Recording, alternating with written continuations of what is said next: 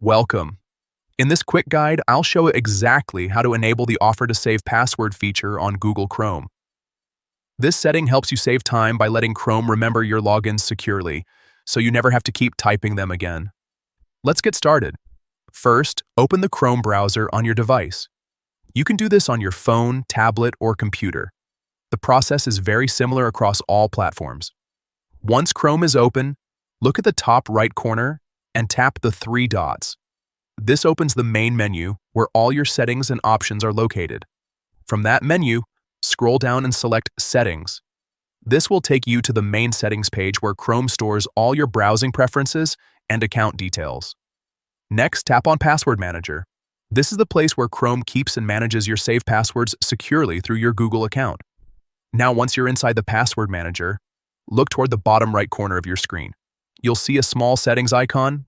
Go ahead and tap that. This will open another screen with several options that control how Chrome handles your passwords. Here's the key step.